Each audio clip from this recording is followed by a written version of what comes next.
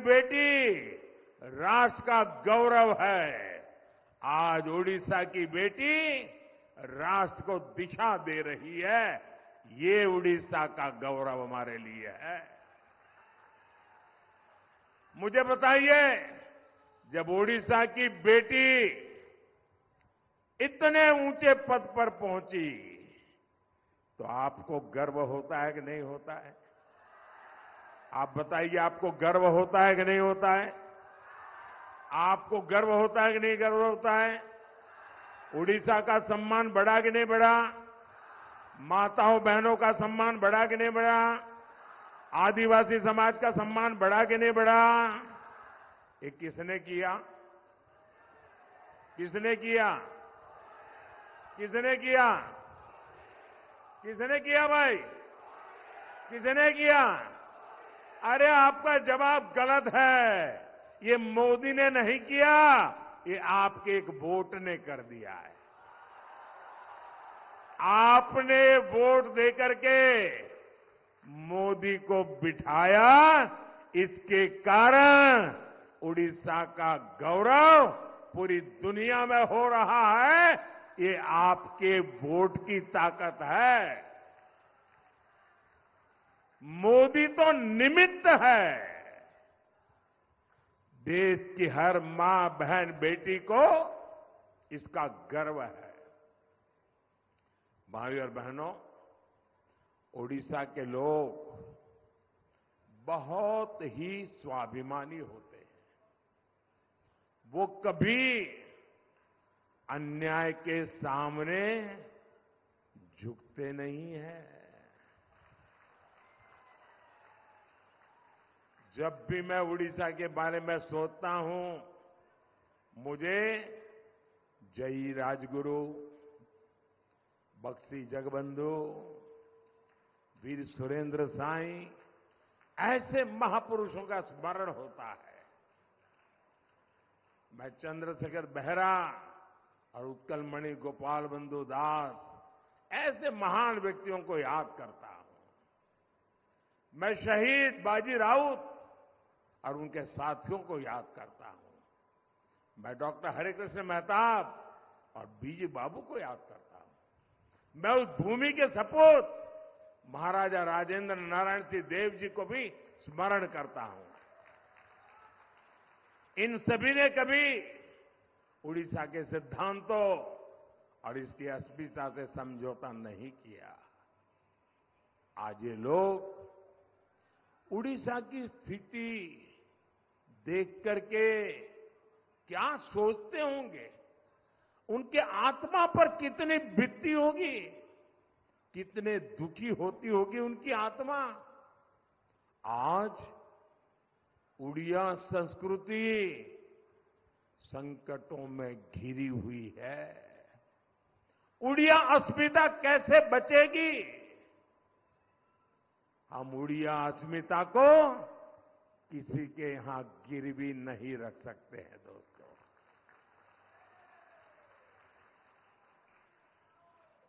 और इसलिए बीजेपी ने ठान लिया है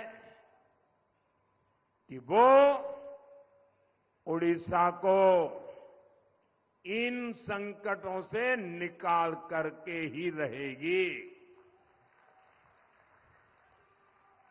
और भाइयों बहनों, आपको डायरी रखते हैं तो लिख लीजिए। आप लिख लीजिए, 4 जून ये बीजेडी सरकार की एक्सपायरी डेट है।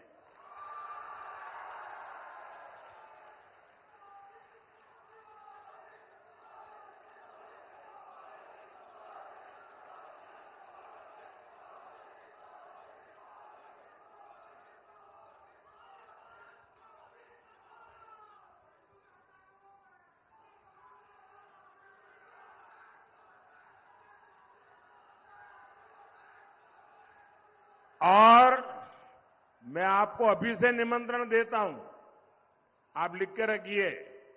ये मोदी आपको निमंत्रण देने आया है। 10 जून को आपको भुवनेश्वर आना है। क्यों? 10 जून को भुवनेश्वर क्यों आना है? क्यों आना है? 10 जून को भुवनेश्वर में बीजेपी का मुख्यमंत्री शपथ लेने वाला है। और ये भी लिख रखिए, भुवनेश्वर में भाजपा का मुख्यमंत्री बनेगा और वो बनेगा जो उड़िया भूमि में जन्मा है, जो यहां की संस्कृति को जीता है, जो भगवान जगन्नाथ के चरणों में बड़ा हुआ है, वो ही। और एहा हेउशी मोदीर गारंटी।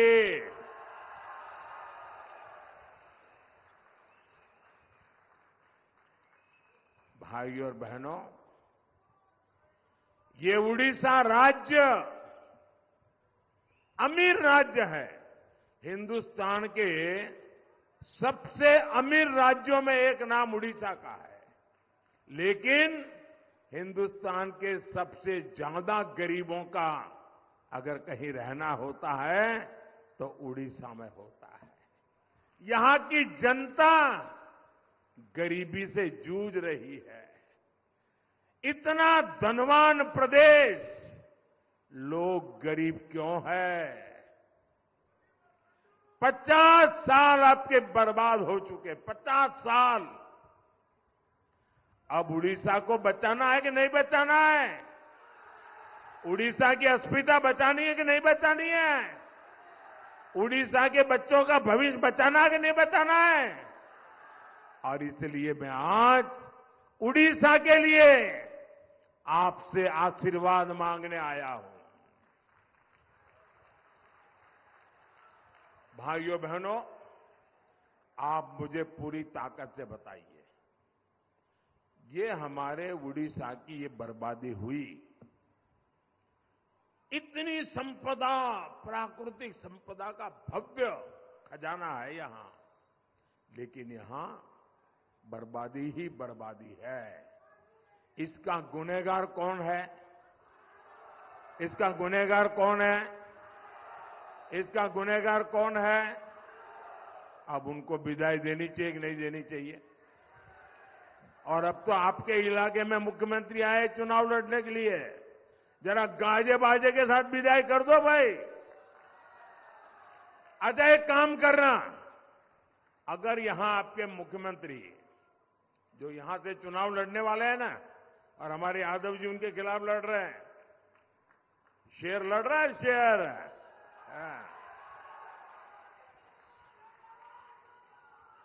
एक काम करना भाई, जब नवीन बाबू अगर गलती से भी यहां चुनाव प्रचार के लिए आ जाए और अगर आपके नसीब में उनको मिलना हो जाए, क्योंकि वो किसी को मिलते नहीं है, लेकिन अगर आपका मिलना हो जाए तो उनको पूछिए कि आप जहां से चुनाव लड़ रहे हैं, कांतबाजी ने, हाँ?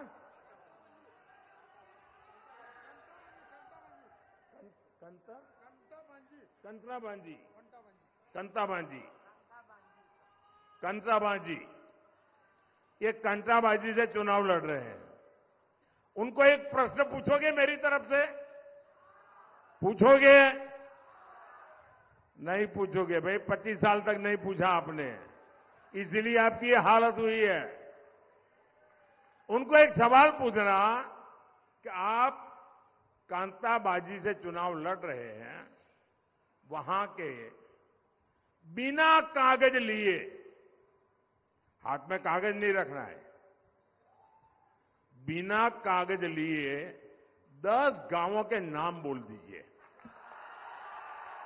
बस इतना पूछ लीजिए। वे 10 गांवों के नाम नहीं बता पाएंगे जी।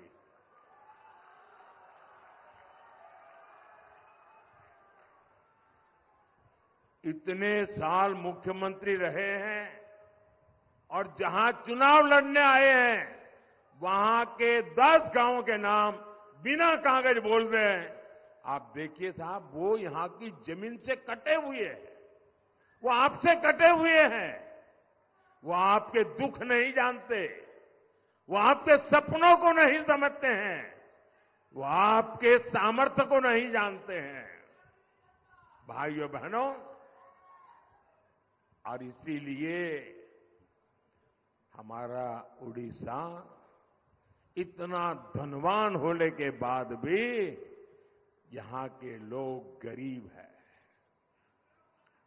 मेरे गुजरात में इतने उड़िया लोग रहते हैं, मैंने इनमें इतनी ताकत देखी है, इतना सामर्थ्य देखा है, इतने प्रतिभावान लोग हैं। मेरे गुजरात की आन बान शान बढ़ाने में काम कर रहे हैं, वो तो उड़ीसा के लिए बहुत कुछ कर सकते हैं भाई। आपने करीब 25 साल तक बीजेडी को अवसर दिया। बीजेडी नेताओं के पास बंगले हो गए, गाड़ियां आ गई, लेकिन यहां से नौजवान दादन के लिए मजबूर है, पलायन के लिए मजबूर है। आप मुझे बताइए साथियों, पलायन की ये परंपरा, ये मजबूरी समाप्त होनी चाहिए कि नहीं? समाप्त होनी चाहिए कि नहीं? ये कौन करेगा? कौन करेगा? कौन करेगा? कौन करेगा? आप करेंगे पक्का? आपका वोट करेगा कमल को, असेंबली में भी कमल को, पार्लियामेंट में भी कमल का बटन दबाइए, समस्याओं का जाना शुरू हो जाएगा। यहां से हमारी साथी बहन संगीता कुमारी सिंहदेव जी लोकसभा का चुनाव लड़ रही है और विधानसभा के हमारे कई विधायक साथी चुनाव लड़ रहे हैं। मैं इन सबसे आग्रह करूंगा, जरा जो कैंडिडेट है वो आगे आ जाए। ये हमारे मजबूत साथी हैं जो आपकी समस्याओं को दूर करने वाले हैं। मैं 1 मिनट उनको पास जाके आता हूं।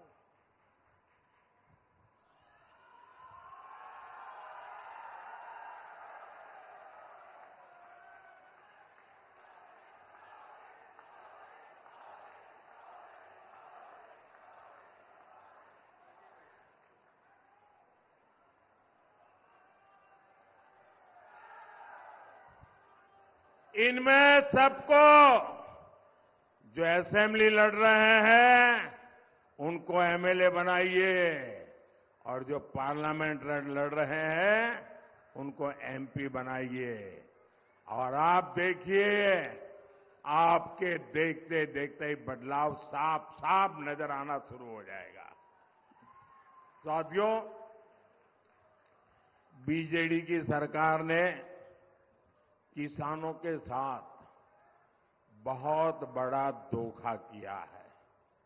यहां धान किसानों को अपना एमएसपी तक नहीं मिलता। यहां धान मंडीली घोटाला होता है। किसान का बहुत बड़ा हिस्सा कटनी छटनी में चला जाता है। 2200 रुपये के आसपास का एमएसपी तय है, लेकिन लोग बताते हैं कि 1600, 1700 रुपये में ही किसानों को मिल पाता है। 500-600 रुपया कट। इसलिए अब उड़ीसा भाजपा ने बहुत बड़ी घोषणा की है।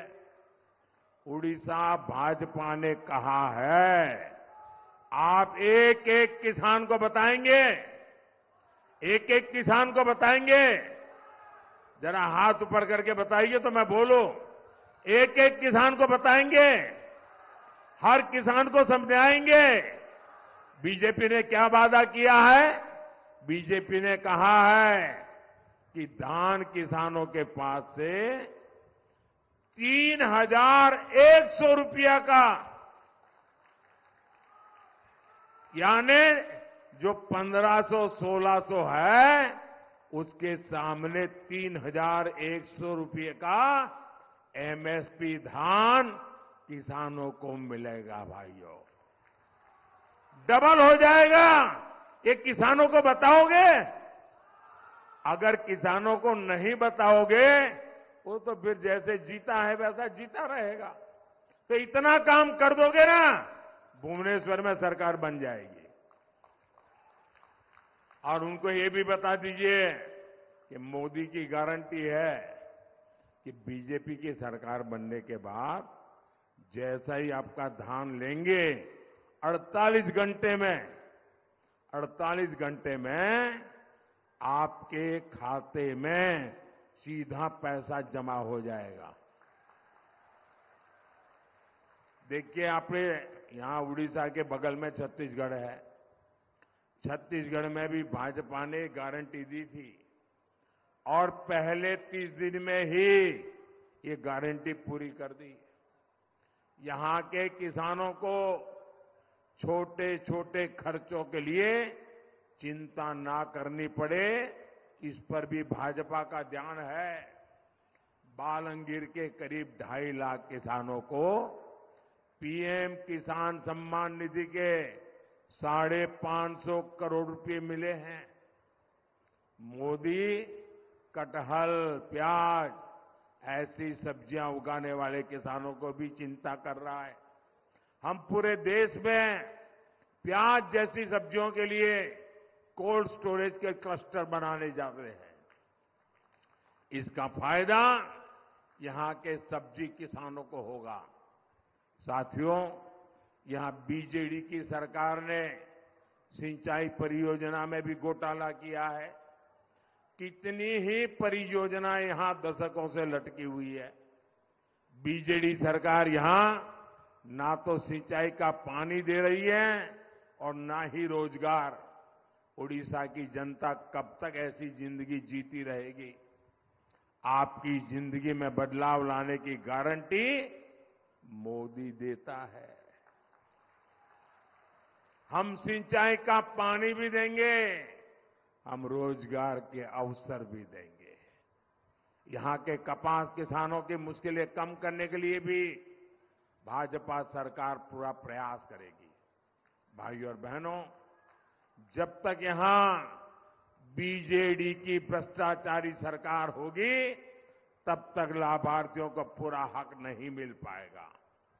एक परिवार को जो कुछ चाहिए वो मोदी उपलब्ध कराने में जुटा है। पक्का घर, शौचालय, बिजली, गैस का सिलेंडर, नल से जल, और ये मोदी की योजनाएं हैं। अब मुफ्त चावल भी दिया जा रहा है। बालंगीर में करीब 2 लाख परिवार ऐसे हैं जिनको पक्के घर, मुफ्त बिजली कनेक्शन और नल कनेक्शन मिले हैं। ये तब है जब यहां बीजेडी सरकार इन योजनाओं में लूट खसूट करती है। यहां भाजपा सरकार बनेगी तो हर लाभार्थी को पूरा लाभ मिलेगा। साथियों, भाजपा सरकार के प्रयासों से पिछले 10 साल में 10 करोड़ बहनें, यह आंकड़ा बहुत बड़ा है, 10 करोड़ बहनें स्वयं सहायता समूहों से जुड़ी है।